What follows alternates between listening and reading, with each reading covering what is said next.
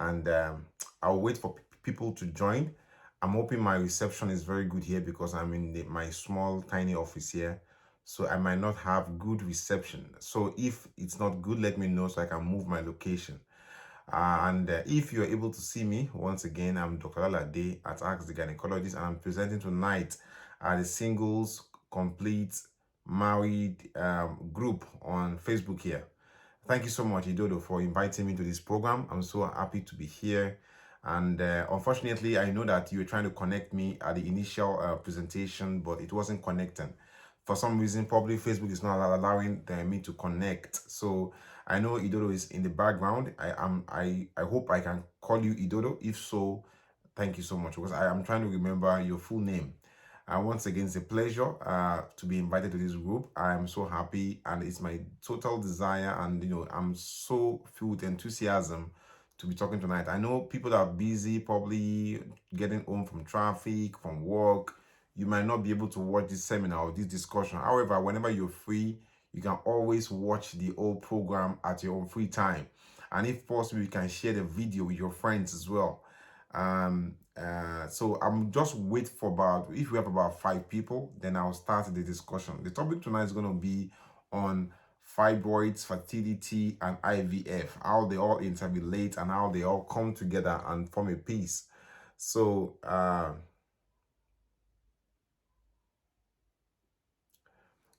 I'll wait for people to join, and then we take it from there. So thank you so much. So if you've been following Facebook, probably you'll have watched one of my programs before on Ask the Gynecologist. And in fact, I'm wearing the logo on my top today.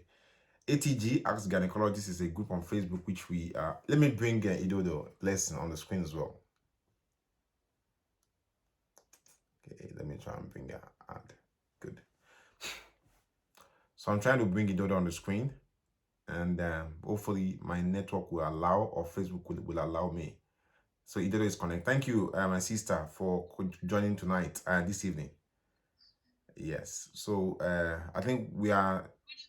Good evening. Good evening. Thank you so much. So I think it's only I and yourself that are on now. Definitely some people will come and watch later. So I'll wait for you to give me the go ahead, then I'll start talking. But I'll give the floor back to you as my host. Thank you. Okay, we can just do this together. Yes. Let's just do this together. Okay. So it should be like a question and answer session. Okay. So basically, in recent times, we've noticed the cases of fibroids everywhere is becoming rather common, and a lot of people have this issue. So what will you say about that?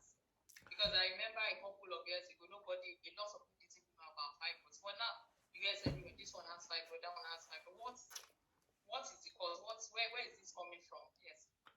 Yeah, it's very good that you've asked that question. And in fact, just like sickle cell is native to our race. I mean, when I say our race, I mean our Afro-Caribbean ancestry. Same thing to fibroid is very common in the African Caribbean population. And if you look at the Americas, fibroid is highly popular among our age group of, amongst our black race. Not to say that we don't have fibroid in Caucasians, we do, and sometimes it can be so bad when they come with fibroid. But fibroid is very common in our particular continent, and most especially Nigeria, because Nigeria is mainly the core of black origin. And if you trace the DNA, really, you find that most DNA is linked back to West Africa, back to Nigeria. When you look at all the people in diaspora, whether diaspora today or diaspora years back. So there's a reason why fibroid is native to our race. Honestly speaking, we don't know entirely the particular reason, but it's multifactorial. And the funny thing is that people don't have fibroids until they start to get to their reproductive age. From about 26 onwards to about 45, fibroids become very prevalent amongst our people. Fibroid is like any disease. It has no respect for age, gender, beauty, ugliness. It doesn't matter. Fibroid will happen. But the fact is that we know that fibroids, first of all, is in the womb. Whenever you hear fibroids, just know that they are talking about the womb, okay? There's no way you're going to get fibroid on your ovary. So fibroid is in the womb, and this is the womb. This thing I'm holding in my hand in the center of this your screen is the womb. Every other thing here is extra. This is the ovary, this is the tube, ovary and tube. So everything here in the center here is the womb. That is where I come in. My business is ovary, womb, and vagina for the last 18 years by the grace of God. So whenever you hear fibroids, just imagine the womb. That's all. Now, fibroids as it is can be anywhere in the womb. Imagine a wall. This is the wall. Okay? A wall has three parts. The part of the wall that faces inside your house, the part of the wall which you don't see, which is within, and there's part of the wall that faces outside, the exterior. The same thing with the womb. So this is the womb. When I slice open the womb, you see this brown part. That is the outside part of the wall that faces the road outside. The red part is the inner wall of the womb, the one you don't see. And the inside here is the cavity of the womb. That is the parlor, the living room of your womb. Fibroids can be anywhere in these three places. In fact, too, fibroids can be as far as to be located on your cervix. The cervix is, if you put your finger in your vagina, as I'm talking to you, anybody listening to me, you feel a soft substance that looks or feels like your nose at the inner part of vagina. That is your cervix. That is what opens to allow baby to come out. This is what I'm pointing out here.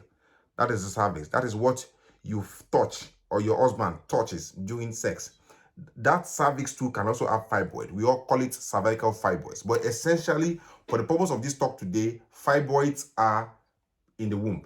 Now, another thing that could confuse you or confuse us is polyps. You can see this tiny thing that looks like a teardrop in the womb cavity. That is polyp. Polyp is a kind of a skin, I would say, mucous nodule that protrudes or grows out of the endometrium. The endometrium is the inner wall of the womb that I was trying to talk to you that faces inside the living room if you open the wall of the womb into two. So that is where fibroid is. So once they talk about fibroid, just imagine 1, 2, 3. Next thing is to say, where is the fibroid? The fibroid could be outside. That is the subserosal fibroid. Forget about the name. When you hear fibroid is outside, subserosal, outside the womb, those ones don't cause problems except they twist on their pedicle because they can be attached and they can twist on pedicle on their pedicle and they can cause pain. Because when they twist on their pedicle, they occlude or block or obstruct their blood supply and they cause pain. Fibroid could be in the wall of the womb. That is what we call the intramural fibroids. Those ones can be so big and they can cause heavy pain, serious pain, heavy bleeding during your periods because basically they increase the surface area of your womb. They make bleeding heavy, they make pain during your period heavy or heavier or worse. Now, fibroids could also be in the womb cavity. We call those submucous fibroids. Those are the ones that can affect or cause infertility in most cases because they can affect or give problems with implantation. The pregnancy, placenta wants to implant, but because the fibroid is there, is affecting or causing, I would say, is causing distortion of the womb cavity. The stuff cannot implant. The attachment of placenta can detach and can cause miscarriage or cause abortion, in quotes. Very rarely, but it can happen. But it's very, very unusual for pregnancy to implant on the fibroid in the womb. But if I see fibroid in the womb, cavity of a woman trying to get pregnant for years, I want to take it out. Now, if you imagine these fibroids outside in the wall, in the cavity, you see that there are different ways to remove them. The fibroids that we remove from the outside here and in the wall of the womb, it has to be through open surgery. We have to cut it open, okay? The ones that are in the cavity, we have to remove it through a camera that will come in from vagina, pass through your cervix into your womb cavity. That camera is called hysteroscopy. Now follow me. I'll talk about other options to treat fibroids. I'm just talking about the surgical option now. That is the end of the spectrum. So we can remove fibroids in the cavity of the womb through a camera that comes through your vagina into your womb cavity. That is hysteroscope. We call it hysteroscopic resection of fibroids, okay? But that fibroid is actually submucous fibroids. When I say submucous, or if a doctor tells me submucous fibroid, I know he's talking that the fibroid is in the cavity of the womb. To remove fibroids that are outside the wall or in the wall of the womb, it has to be through open surgery. Okay, now, Treatment of fibroid, okay? Before I go to treatment, let me finish about the causes. We don't know the causes, but what I've come to realize is that I think is genetics and also our diet. You see, I tell people all the time, we are three things. Two, we can change. One, we can't change. We are made up of genes. Our people that have lived before us, our ancestors, they are still alive within us through our genes, whether we like it or not. Number two is where we live. Number three is what we eat. The easiest thing to change is what you eat, diet. The next thing is to change where you live. Most people will live in 2 or 3 places in their lifetime. When I say places, if you live in Kano, Lagos, it's the same thing. You just moved address. But when I say change location, is to move from here to Europe, move from here to America, to China, Asia. That is changing location. Everything changes. Moving to Ghana is the same thing. It's the same tropical zone. So when I say change location, whether you change your lifetime, it's going to be 2 or 3 times maximum. The next thing is that you can't change your genes. We inherit some genes in our system that makes us to carry fibroid in our generation. That's why you see somebody that was born in America that has never been to Nigeria before, they got fibroids as a black person. How did it happen? This is it. There's something in our genes. Number 2, what we eat. What we eat has a big role in fibroids, in it being obvious and pronounced. We eat a lot of yams, cocoyam, and all these things, they contain what we call phytoestrogens. These phytoestrogens, they increase our ability to have twins, and also every coin has 2 sides. Yes, we have fibroids too. Lots of yams we eat. So I'm not saying you should not eat yam. If you stop eating yam today, it's not going to change. You've already eaten the yams you need to cause fibroid. But not everybody. I eat yam a lot, doctor. I like yam a lot. Yeah, but that doesn't mean you're going to have fibroids, okay? I eat yam a lot. I know. If everybody eats yam, whether panel yam, gari, all these things comes at tubers, cocoa yam, different things. But if you stop eating yam today, it's not going to change anything, basically, because it's not just the yam. I'm just giving, these things are what we call multifactorial, not just one thing, many things. Genes, yes. Food, sometimes you don't need to do anything. Just one thing you eat, it will just trigger everything and make it happen. So you just one thing. So not eating yam is not going to help you. But the thing is that also the fact that we eat lots of yams also increases our opportunity to produce twins in Africa, especially in a particular place in Nigeria, in one of your town called Ibuora. A lot of families today have twins in Nigeria. Let's forget about IVF. So it's not just the food, our lifestyle.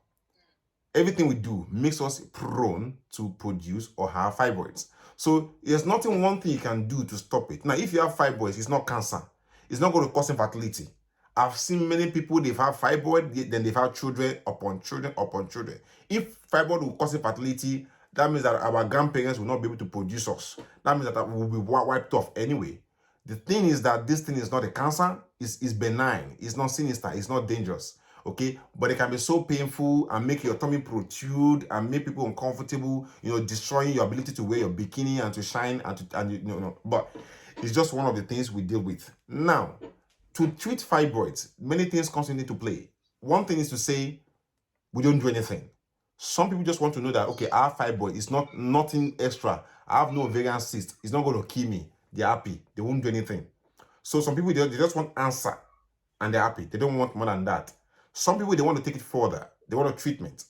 Treatment could be based on 2 or 3 important factors. First of all, your plan to have children in future. If you want to have children in future, then there are some options to treat you can take or you can have. If you plan not to have children in future, there are some options that are okay for you. So, number 2, another thing that affects treatment or options is the size of the fibroid, okay, and the location of the fibroid. And lastly, most important thing in life, time, age. Age changes everything. Time affects everything we do. That's just it. So first of all, how does age affect fibroid? If a woman comes to me, she got 5 centimeter fibroid in the wall of her womb, she's 46 years old, I know that in the next 4 or 5 years, she'll be going through menopause. I'll probably be conservative. I will not want to do something too drastic because I know that at some point, our ovaries will switch off and the estrogens produced in our ovary would not stimulate the fibroid anymore. Why did I mention estrogens? Remember, I mentioned phytoestrogens in yams.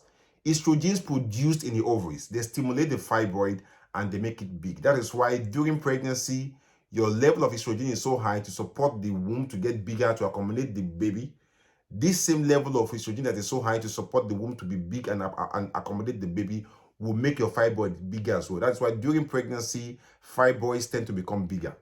That is it, because fibroid is part of the womb, and the womb must get bigger in pregnancy. Hence, fibroid will get bigger in pregnancy because of the estrogen. So therefore, if a woman comes to me for the 6 years old, she got fibroid 4-5 centimeter, just a hypothetical example. I know that in the next 4-5 years she'll be menopausal. Menopausal means that you stop ovulating. I will not want to take a drastic action. I'll be conservative in my approach to treating a fibroid. I'll probably want to leave her alone, monitor her, scan her every 6 months, and to see that whether the fibroid will start to shrink and we can avoid surgery. So that's where age comes into place, to know whether the woman will probably go into menopause shortly. I can't see Blessing anymore. I think my network is messing up. Anyway, I'll continue my talk. If Blessing is here, I'm going to add you again. So, good.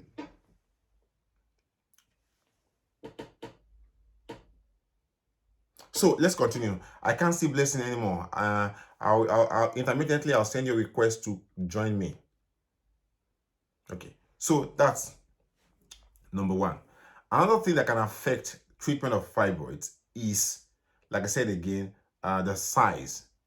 Size of fibroid. If a fibroid is about 4 centimeters, like I said, in the womb cavity, I would obviously want to watch, scan again to see if it's shrinking or it's getting bigger.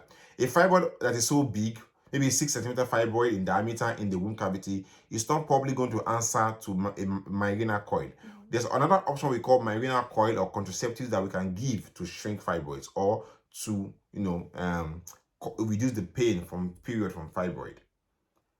Idodo, I'm trying. Ododo, Blessing, I'm trying to add you. You're not answering. Okay, I'll continue. I can see Omotola Akinwale. She's here and she's following us. Thank you so much. Anyhow, let me see. Okay, I had Ododo again. Ododo is saying no answer from you. Ododo, if you can see me, if you want to join, just send me a request. I hope I get it and I'll add you.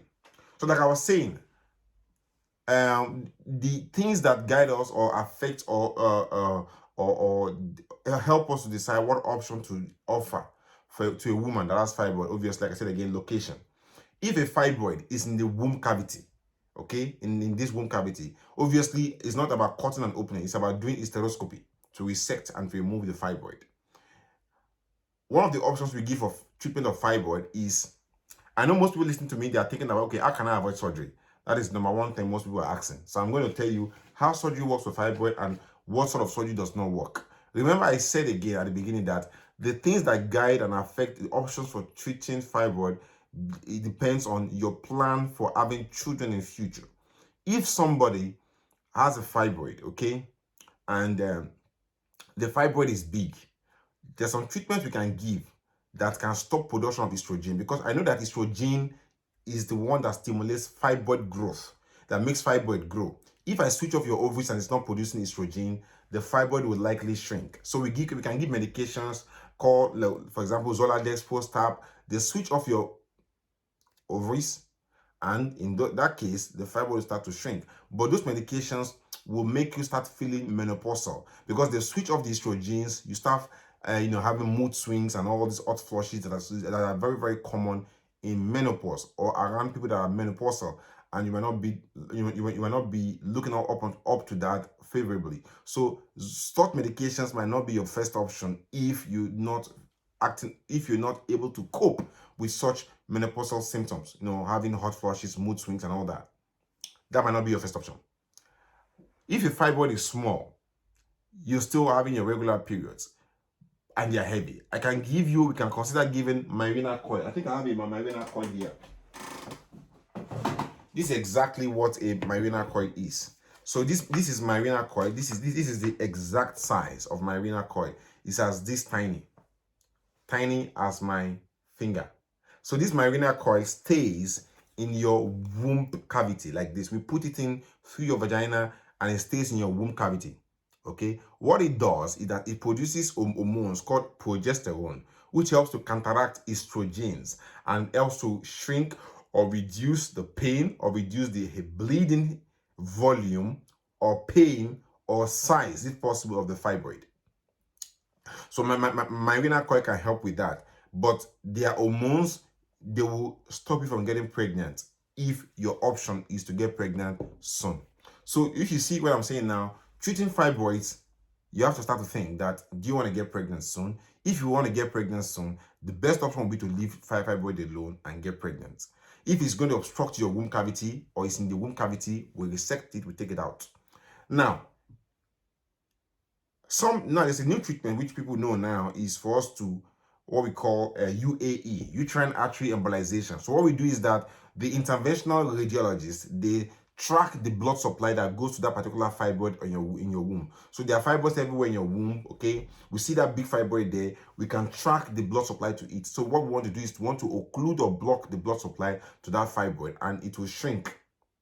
But uterine artery embolization can be done. It's done now in Lagos, Abuja, Port Harcourt, and all that, but it's a bit expensive. But it's affordable for some people. But for you to do uterine artery embolization, your first decision is that you're not planning to get children anymore. If you're not ready to decide that or along that line, then UAE, uterine artery embolization, is not for you. I've seen people come to me after you've informed them that they say they'll still go for UAE, but they are still asking questions that they want to get pregnant. We keep telling them that UAE, uterine, that is the blood supply to the artery, to the womb, is called uterine artery. Emboli is to block it, to intentionally block the blood supply to the womb or to that part of that womb by blocking it. So we use pellets, what we call inert pellets that will not affect or destroy your body. They are pellets. So basically, it's like an emboli, artificial emboli. We put it through a particular vessel in your body, maybe femoral artery. We track it, and there's a way they can drag that pellet into your blood system, and they'll take it through a catheter or through a stent. It goes in, and when they get to that particular blood vessel, that is the one they want to block, they release the pellet there, and it blocks the blood supply to that particular fibroid on your womb, and that fibroid will start to shrink. But as it's shrinking, it will cause pain, it can cause infection. So, and because it causes weakness in that area of the womb, people that want to get pregnant in future, that option is not for them. If you don't want to get pregnant again, you can consider uterine artery embolization. However, the ultimate treatment for fibroid is to remove your womb completely and forget about it. That is the final treatment. If everything has failed, or if you're not able to cope with the pain, heavy bleeding from the fibroid, option will be to remove the womb completely after you've completed your family. Once we remove the womb, you can't put it back. But it's for people that are totally and entirely completed and they are sure that they've completed their family. So you can see in a nutshell that treatment for fibroid is do nothing. One, we can use contraceptives, okay, to reduce the pain frequency of the period you're having. We can use Mirena coil, which is a progesterone type of coil. We put the Mirena coil goes into your womb cavity, and it stays in your womb cavity like that. The Mirena coil is also has a power to cause what we call it has a contraceptive effect, making you not to get pregnant. It's called JDS in Nigeria and all that. So it makes you not get pregnant. So Mirena coil is for people that don't want to get pregnant, they want to treat fibroid that is not too big. You put it there in your womb cavity. Option next will be to give you Zoladex post-op to shrink the fibroid. We usually use that option if you want to shrink your fibroids before we go for surgery to reduce the size of fibroid and to reduce the blood loss of fibroid. Our last option will be to take out the womb and entirely remove the womb completely, and there's no fibroid anymore. If you're not planning to get pregnant again, you finish having your babies, you can consider uterine artery embolization. So you can see those are the options we have for treating fibroids. I know at the beginning, I tried. If you're just joining, welcome once again.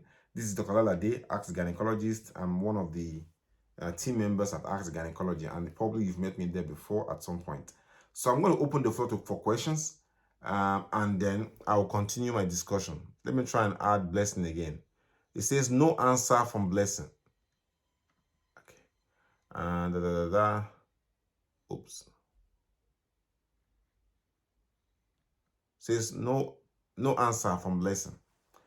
If you're here watching me, if you have any questions so far, please ask me and then I will continue. Now, how does fibroid affect or distort IVF or pregnancy? When I started earlier, I mentioned the fact that fibroids could be in 3 places in the womb cavity. When you hear fibroids, just start thinking of the womb.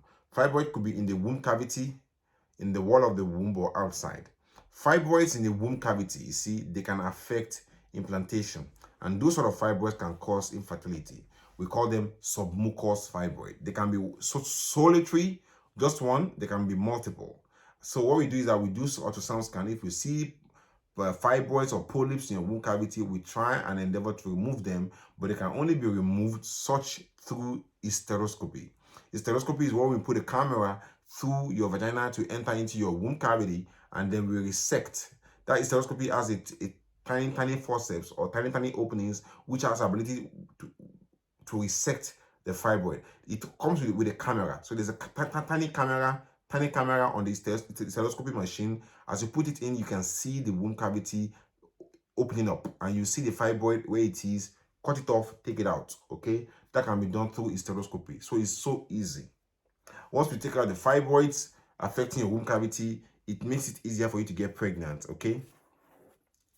However, if that is missed and you do IVF, that can cause loss of the implanted pregnancy in IVF. That is why if you're going to go for IVF, we have to scan you to check whether there's anything in your womb cavity that we need to treat, that we need to remove before we proceed for IVF, before we proceed for transfer of the embryo that is fertilized. Because if there's fibroid in your womb cavity that is missed, or polyp in your womb cavity that is missed, it can distort the womb cavity and increase the risk of failure or failure rate from the IVF. So, for example, at our ATG IVF center now, we are instituting a new system to do hysteroscopy, so that we can do hysteroscopy even before you have your IVF treatment, so that we can look into your womb clearly, be sure of what's going on before we proceed to implant the fertilized embryo. And it's an expensive thing, but we've worked hand in hand to secure a lovely HD machine where we can see into the womb cavity before we proceed for IVF if necessary, for people that need IVF. In fact, if you've had failed IVFs before, you've tried IVF 2 or 3 times and it's failed, it's very important that you get hysteroscopy done to look into your womb cavity to see if there's something in the womb cavity that is distorting or causing the failure of your procedure.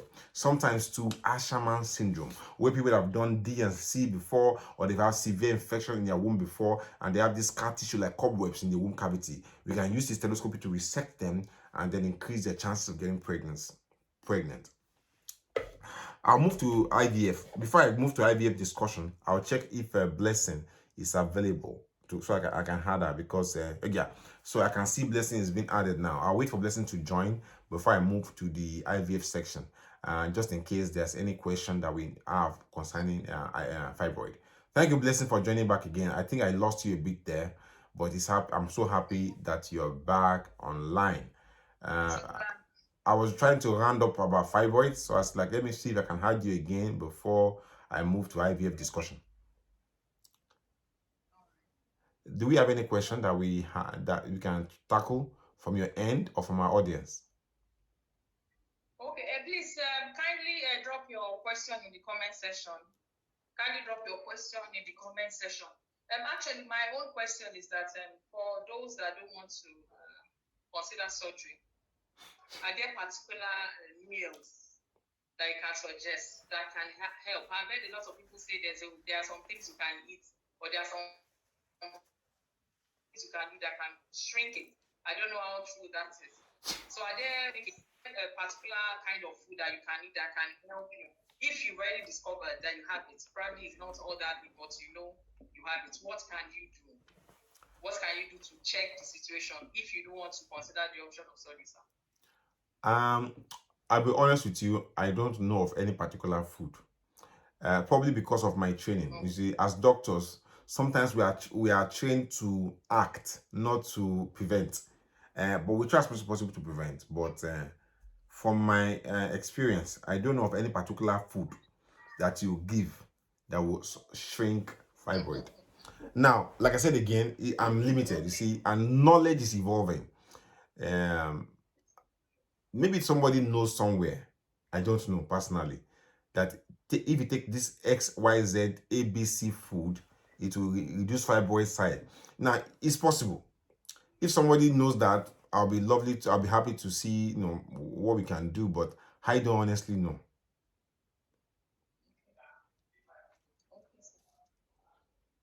So surgery is the best option, sir?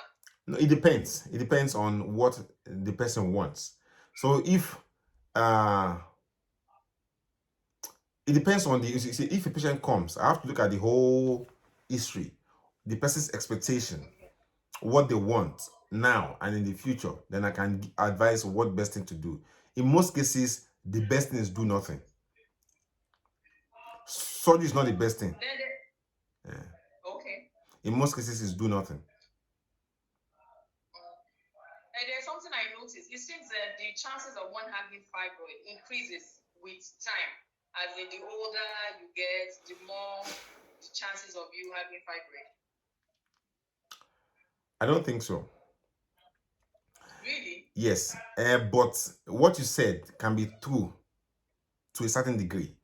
The thing is that it's true because as you get older in your reproductive age, yes, there'll be fibroids. You start to notice them. Some people will say, "Oh, because if you don't have children on time, you start having fibroid." They're not right. I've seen young people have fibroid. Yes, I've seen people that they've never had sex before. They have infection. So but the thing is that as you get older, you get into that reproductive age group. At your peak reproductive age group, 30 to 35, that is when you're going to have fibroid anyway, because that's when your body is working at its optimum. So that's what's going to happen. Yeah. So statistically, it's true, but it's not because of the age factor. It's just a coincidence thing. Yeah. Because a lot of people will tell you that try and get married. Once you get married and start having kids, the chances of you having fibroid will reduce. That when one stays and one doesn't have any kids, you have the higher chance. I've heard that a million times. A lot of people say that. I don't know how true that is. Nigerians will say anything to make sure a woman gets married. Mothers are talking to their daughters. They tell them that they believe that the more you stay without having a child, they believe that the womb. I've even heard a lot of people say this, that the womb is craving to carry a baby, so it will now manufacture something. I've heard that several times. Sir, please, can you shed light on this, sir? The thing is that our African people, which I'm one of them, yes, they will say anything to make a woman go and marry. In fact, to make the woman even marry wrongly. It is true that people have fibroids, but it's not true that if you are married that you're not going to have fibroid. What I can only agree to that is that if you get married on time, like I said, everything in life is time. Married on time, you produce what you need to produce on time, you will have been able to avoid other gynecological problems on time. The peak fertile period of a woman in her life, I'll tell you the truth, is between 22 and 35. Even 30. That is the peak time when a woman can get pregnant and there's no issue. Whether during delivery, whether during pregnancy, after delivery, and they can get pregnant without issues. Once start crossing 35, 30, 35. In fact, 35. Even if you get pregnant, diabetes is going to be, it can happen, blood pressure problems, and so on and so forth. So this is just age. It's not because of you didn't marry or you marry. If you go and rush to marry, you marry wrongly. Sometimes marital mistake and what's that fibroid though? And so a situation whereby a single lady notices that she has fibroid and decides to do surgery, and they take it off, and the doctor now advises that make sure you get married as soon as possible, or it will grow again. I bet that too. How true is that, sir? Yes, that advice is true, but the thing is that when we hear advices like this, we can take it overboard. You see, now what I can agree to is that yes, okay, I've removed this fibroid from this young girl. There's high chance that it will regrow again, because there could be some seedlings in the womb, and after a while they get stimulated again, because that lady is still at her peak fertile period. She's still producing estrogens. The fibroids could regrow. Okay, now if it grows again, that means I'll probably have to go in and cut and open. Now, the more you cut open and cut and open, the more you increase the risk of problem. The reason is that you cut, you close, there'll be scar tissue. As the womb is healing, okay, now remember that there are bowels, intestines around. Sometimes they could be stuck and cause what we call adhesion. So the bowel intestine is not freely mobile as before. Life loves things to be in motion. So that could cause problem. You open again, because that bowel is stuck there and you don't know that it's stuck from the previous operation, you can cause bowel damage. And nobody wants to turn their tummy into a sewage tank. It's as good as death. So the more you go in, the more you increase the risk of intraoperative problems. Okay? So what I'll tell the ladies is that if you want to get pregnant and you want to use, the purpose of the womb is to get pregnant. That's the honest truth. Yeah. The purpose of God putting a woman in the woman is to get pregnant. That's why I can't get pregnant. I can only get a woman pregnant. The purpose of a womb is to produce baby. Shikina. So if I know that this womb for this girl is to produce a baby, I will tell her, go and use it on time. Get babies on time, so that in case they happen again and we have to go back in and do something, we know that there's no hassle in terms of we trying to preserve the womb. If worst case happens, push comes to shovel, then we can take out the womb as a final resort, because I've seen people die from fibroid surgery. So we want to, of course now, of course now, people can die for anything now.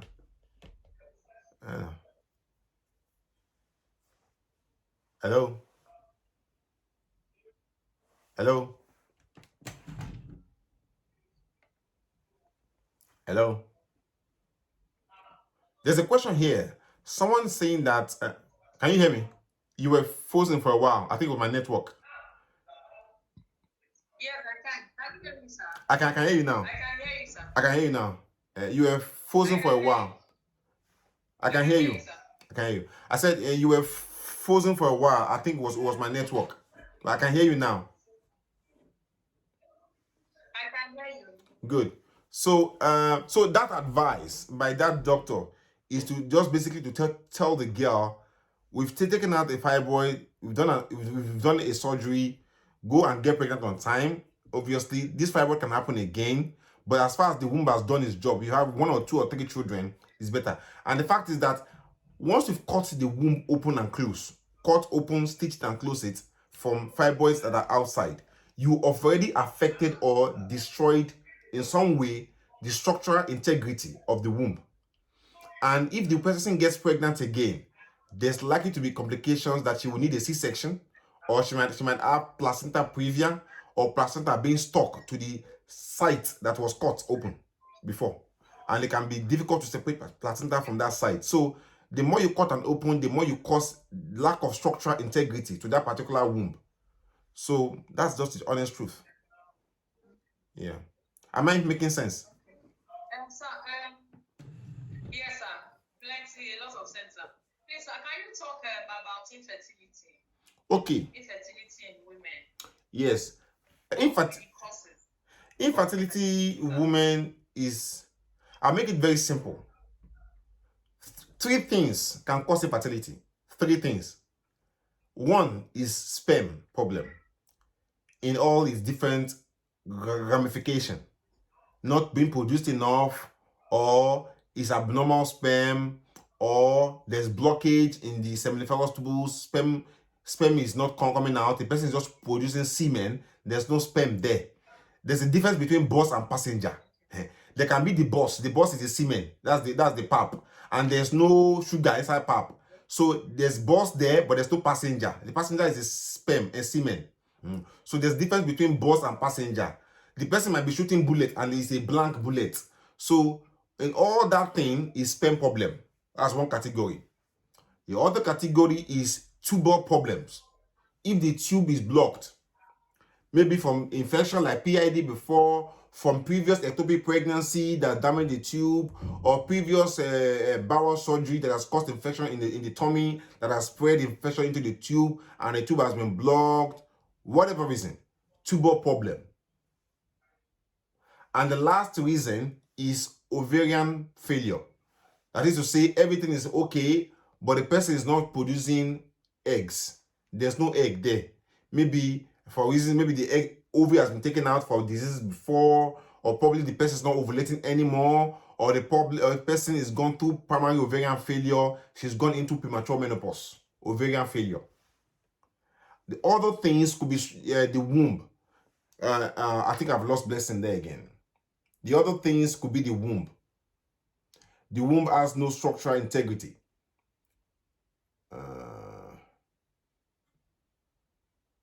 So the other thing is the womb, which I didn't mention on the 1, 2, 3. 1 is semen, 2 is tube, 3 is ovaries failure. Last thing is maybe the womb. The womb is not normal. The womb has abnormality, two different shapes. Maybe there's a polyp in the womb, fibroid, all those kind of things. Those are other things. But those 3 categories that I've mentioned are the commonest causes of infertility. The next thing is to say, okay, doctor, how do I know I've got this problem?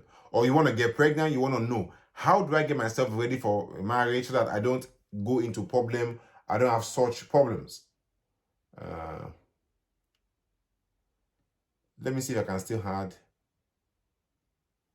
Blessing.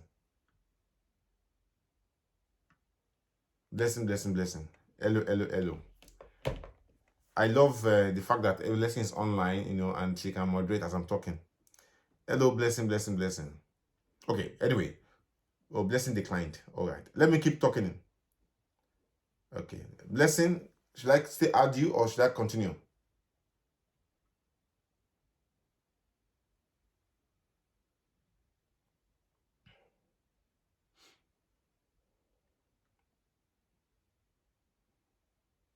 Okay. So, how do I know if a tube has been blocked or not? Simply do HSG. We can do laparoscopy and dye test. We can do hysterosonogram. These are all tests we can do to check if there's any damage or blockage in the tube. Now, if the tube has been blocked before, there are some ways we can try to unblock them, what we call hydrotubation. Hydrotubation is totally different from HSG. HSG is stereosalpingogram, is to put and flushing some dye into the womb cavity, and the dye goes all the way into the tubes, and it will pour out of the tube here and from the tube on the other side. So we now take X-ray, see that the tubes are not blocked. Good. We can also do hysterosonogram, where we flush in some fluid and we can inspect the tubes. But hydrotubation is actually using a particular fluid under high pressure to force open blockage in the tubes. That can be done, but it only works in 1 out of every 4 cases, so it's not guaranteed to work. Excuse me. So we can try that. But if it doesn't work and the tubes are damaged beyond remedy, option will be to do IVF, or sometimes we can even take out the tube. Another cause of tubal damage is ectopic pregnancy or endometriosis. We can have some severe endometriosis that can damage tubes, or even ectopic pregnancy that can damage tubes. Yes, they are very common. To know if you're ovulating, we have to do a hormonal profile, day 21 progesterone, if you're having regular period. Your FSH, your LH, your prolactin, testosterone, thyroid hormones. We do all those barrage of hormones. We call them reproductive hormones, and they will let us know whether there's any issue with your ovaries. If you got FSH more than 30 on 2 occasions apart, 6 weeks between each of them, and the FSH is more than 30, it's likely that your ovaries are not working anymore. Last thing is when we want to check your husband's sperm or your partner's sperm to see if they're adequate and they're working well. It's not just you producing sperm, it's to know that you're producing quality sperm. Let me see if I can add Blessing. Because if I had Blessing, she'll probably ask me some questions that I can answer. I think it's my network. Is it my network? Well done, sir. Thank you. Is it my network? I think it's my network. Okay, so it's not me then, it's you now. It's you. Yes, my end. It's you. So much, sir. Where I think I was trying to give the 3 common causes of infertility. needing IVF. So I said the tubal blockage, ovulation failure, ovulatory failure, semen problems. And the other thing I said that other causes are the womb is abnormally shaped, like there could be fibroids in the womb cavity, or the womb has two different cavities, what we call uterine biconate uterus. The womb is abnormal. So all those ones are very rare, but the commonest ones are the ovulation failure. I also said what is important about ovulation failure is that we have to do hormonal profile, and we are looking, not, there are many hormones in the body, but we do the main ones which we call reproductive hormones. I explained the FSH hormone, which is the follicular stimulating hormone, the LH hormone, the prolactin. I forgot to mention anti-Mullerian hormone, the AMH, which gives us a measure of the egg reserve. And we do a day 21 progesterone if someone still has regular period, and then we know whether the person is still ovulating or not. If your FSH is more than 30 on 2 occasions apart, and those 2 occasions are 6 weeks apart, and you have FSH more than 30, there's a high chance that you're not ovulating anymore, or not, that person is not ovulating anymore. In such a case, we have to start thinking of IVF with egg donor. We need to start considering that. I know egg donor is not what people want to hear. People wonder, will I be able to breastfeed if I have a baby from egg donor? Will the baby carry my genes? Will the baby not turn into some family problem? Blah, blah, blah, blah, blah. There are ways we can answer that. So I don't want to go into that. What that angle is another different entire topic. So I don't want to go into that one. I say people have questions about that. Thank you so much for joining us. I think there's someone is asking a question. Pamela Eridon. Yeah. Doctor, please, what is your take on? Have you treated that, sir? Yes, I partially asked her that question when I was answering your question, but I'm going to answer it again so that Pamela will be happy, because she's the only one joining, and I think she deserves that right to be answered specifically, because she's the only one watching here today. Pamela Eric Dong, thank you so much for being here. I appreciate you, and thank you for spending your time, which is a very valuable resource. She said, Doctor, what is your take on drugs or supplements that are advertised to shrink fibroids? What effect do they have on fertility? First of all, there are 2 questions in one. What do I think about those supplements? And number 2, do they affect or cause infertility? The first things first is that this is Nigeria. I'm in UK, but we're talking in the context, Nigerian context. I don't know, honestly know, what is in those things that are being sold. Neither do I know the names of their individual sachet, or where they are produced, or what is being sold there. In fact, even the drugs that we say that are controlled, I don't even know everything that is in everything. How much more what is produced, where I don't know is produced. Even you don't even know where it's produced. So if people say, oh, it's tricky fibroid, and you go and buy it too, that is, they are doing babalawo thing. You are following everybody. Hey, there's miracle happening here. You are going to say there's miracle happening here. First of all, sit down and think. Is this true? Okay? Or you can buy it and then study the content and then ask questions. Ask your friends, whoever have used it genuinely. But don't just rush it into your system, because you don't know what is there. There could be dangerous stuff. Yes. I'm not saying they're all bad, because I don't know. If I say they're all bad, that means I'm being unfair, because I wouldn't know. Now, the thing is that if you give me a sachet and I look at the contents, and then obviously it's genuine, but I'll be honest with you, whatever will really shrink your fibroids will have a way of switching off your ovaries from producing estrogen. Wow. Yes, because if I want to work on a live wire in my house, the first thing I gotta do is to go and switch off the fuse box. Otherwise, I'll be shocked. You don't need to pray about that. You'll be shocked. If you pray, I don't know, it's physics. It's a law of God.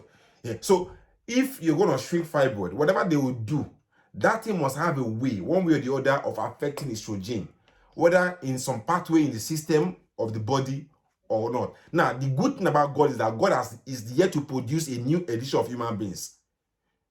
God has not produced new edition of, we are still the same human being, and we don't yet walk on our heads. We don't yet walk on our hands. We still, at least by the grace of God, we are still human beings that walk on our leg. There's no edition. There could be some variations, I understand, but there's human beings. If I cut a woman open, I know where I'll make the womb. I won't make the womb in the high socket. Neither will I make the ovary in the nose. So whatever will stop the womb from shrinking to shrink fibroids will have a way, as of today, to shrink and to stop the production of estrogen from the ovary. The ovary is the major source of producing estrogen. So if that thing doesn't have that content, I don't think they are being serious. Now, if that thing you're going to take is going to stop production of estrogen from the ovary, whenever you are taking that thing, it will stop you from getting pregnant. That is where it will cause infertility, or temporary infertility, or subfertility. Because once your ovaries is switched off, you don't produce the estrogens. It's catch-22 situation. You're not going to ovulate. You're not going to ovulate. Except you want to do IVF. Even if you want to do IVF and you're taking anti-estrogens, you're still not going to ovulate. That is where medical profession is today. And once you stop salt medications, the fibroids will grow back. They are only temporary holding measure. You're trying to hold it down. After a while, you have to let it go. It's either you cross into menopause and your estrogen level will fall, it starts to shrink, or you consider surgery at some point. Thank you so much, Doctor, for joining us. It's been very insightful. Please, I want to ask one more question. Artificial insemination.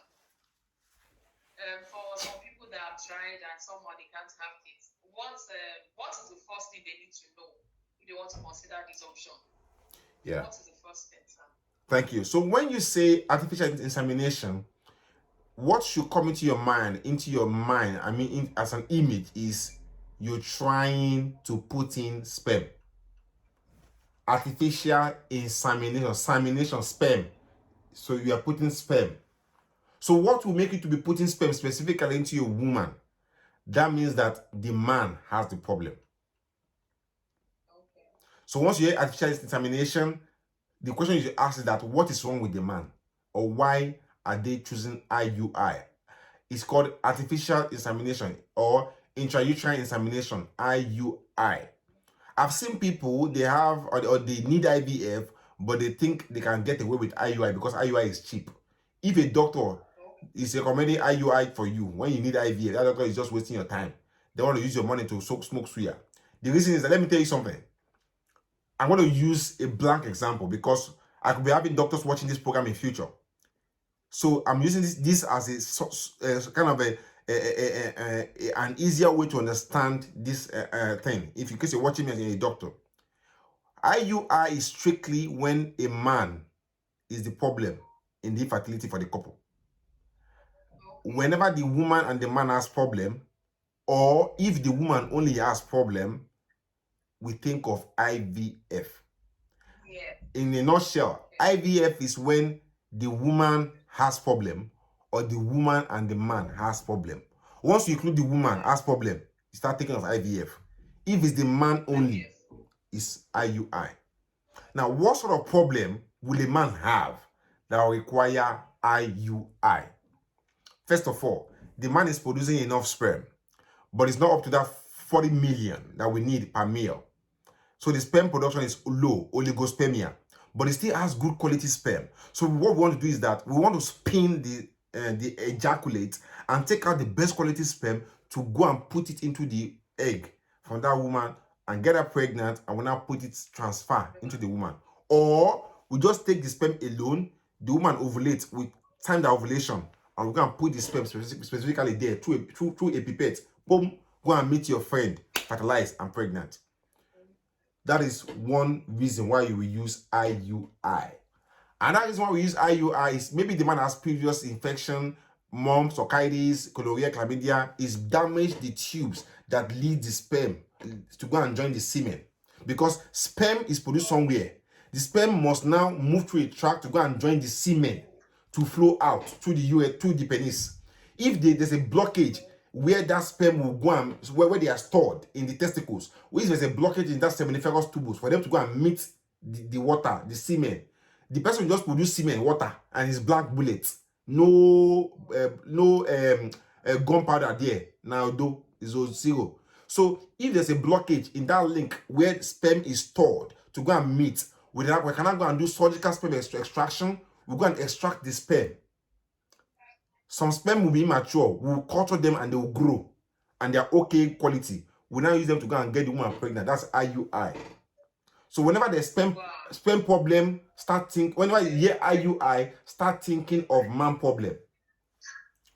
In some cases too, the person is coming with a sperm donor, but obviously now the sperm donor cannot go and sleep with the woman now. So we collect the sperm from the sperm donor, spin it, know that this person doesn't have any disease that is transmissible, HIV, hepatitis B, and all that. We spin the semen, extract the best sperm. We now put it into the woman that is the recipient. That is IUI. Okay, in all its ramification. Okay, so when you think of IUI, man problem, but because it's cheap, does not mean that is what you should think of. Because Nigeria, everything is cost driven, like anywhere in the world. IUI is honestly for people that have men that have sperm issues. Am I making sense? Yes, sir. Yes, sir. Yes, you are. Did I answer that question? So much, sir. Sir? Did I answer that question actually? Yes, yes, you did. Okay. Yes, you did, sir. Thank you so much, sir. Thank you so much. You really shed light on a whole lot of things. Thank you so much. You're welcome. I really appreciate you. I'm surprised because a lot of people were excited about this topic. You know, when I posted it on the group, some people even inboxed me that they can't wait. They are so excited to be part of this live session. I'm wondering why. I just hope our initial glitches, didn't affect this because I was online. I was trying to get you to join us for a while. Before we did this second one, probably that was what. But at least it's still here. They can always come back and watch it. Thank you so much. Yes, you're welcome. The members of single and complete, married and fulfilled, the Facebook community that is committed to building healthy relationships and establishing blissful marriages. I want to say a special thank you, sir. Thank you so much. Thank you. Thank you so much. We appreciate you, sir. You're welcome. We appreciate you, sir. Thank you so much. Yeah. All right, sir. Thank you, sir.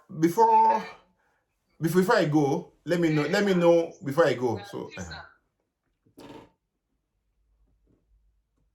Please, can you tell us about maybe your office, services you render? We always do that for all our guest speakers, sir.